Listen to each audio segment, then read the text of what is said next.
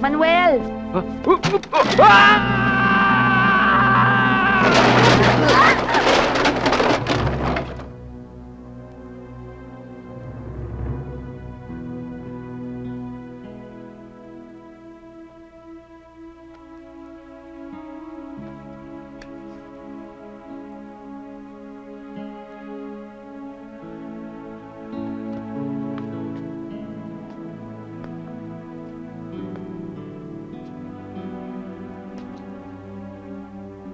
Kita mo na.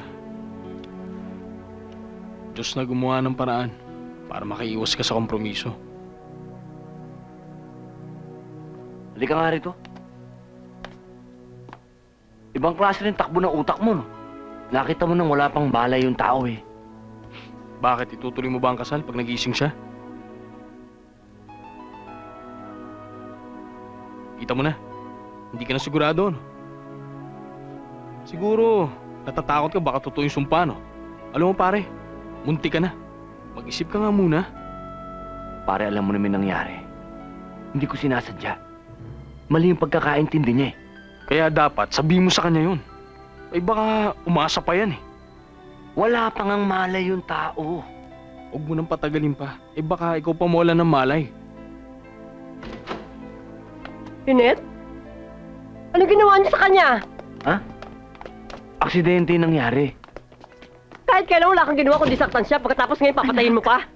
Sonny, dahan-dahan ka naman sa pananalita mo. Hoy, huwag kang makialam dito ha, isa ka pa. So, ano huminaon ka? Wala naman nangyari masama. Eh, bakit di pa nagkakaroon ng malay? Ninang, wala naman pong problema. Hinihintay lang po ng doktora yung resulta ng test. Paano na to? A. Hindi na magigising kaya hindi na matutuloy ang kasal. B. Magigising pero may amnesia kaya hindi na matutuloy ang kasal. C. Tuloy ang kasal pero hindi si Lynette ang bride. Si, Si? sisikapin natin na magising siya.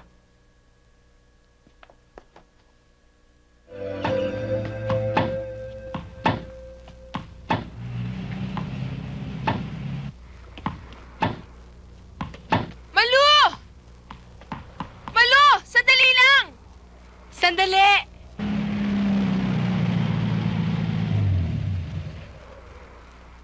Tita Jessie, sandali lang ha. Andiyan kasi si Mercy. Taga rito siya. Siya ang best friend ko. Mercy! Ang Tita Jessie ko! Bisita ni Tita Tere! Hi! Hi! Sige. Sige.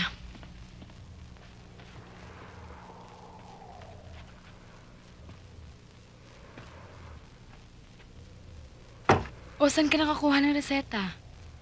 Dun sa kaibigang doktor ng kaibigan ng kaibigan ko. Eh, di nakabili ka na. Yun pa nga eh. Eh, bakit hindi ka pa bumili?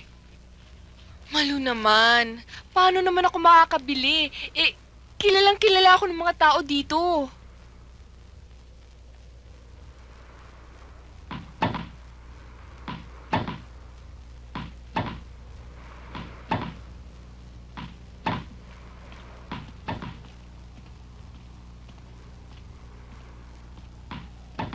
Hi.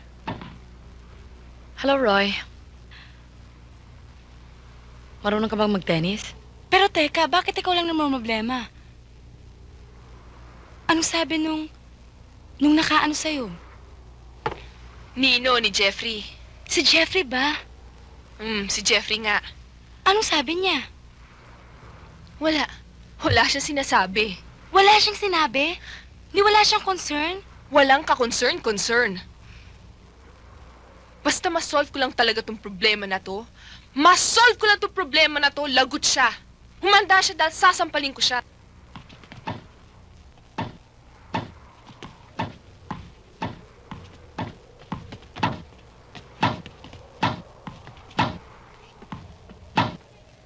Tita Jessie!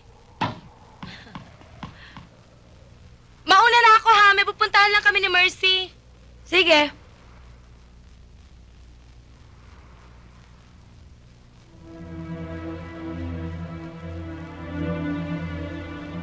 Tara.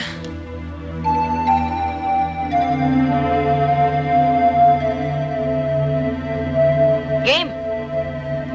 O sige, game.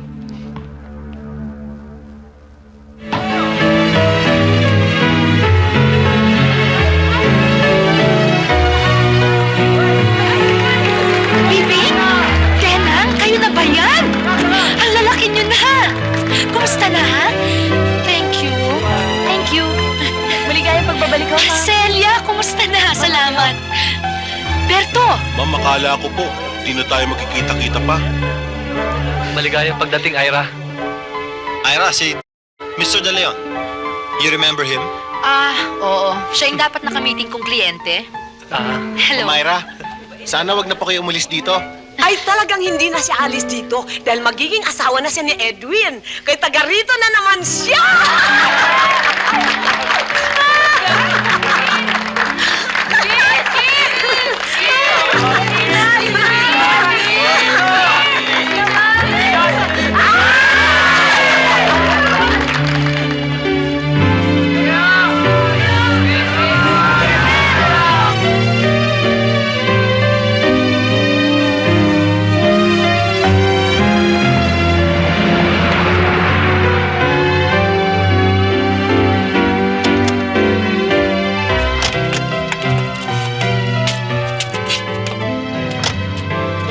Pakipaayos sa loob, ha?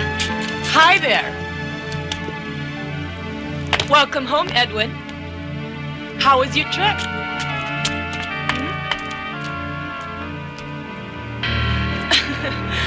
Kasama ko si Ira doon. Oh, hi! Of course, kilala ko na siya. Dati ko nga yung empleyado, pinatalsik ko dahil nagdudunong-dunungan. Hindi mo na ako empleyado ngayon kaya dahan-dahan ka sa pagsasalita. Pwedeng-pwede na kitang ipagtulakan dahil wala ka na sa teritoryo mo, ha? Says who? I have a right to be here, my dear. Magkasosyo kami nito mapapangasawa mo sa ilang mga negosyo.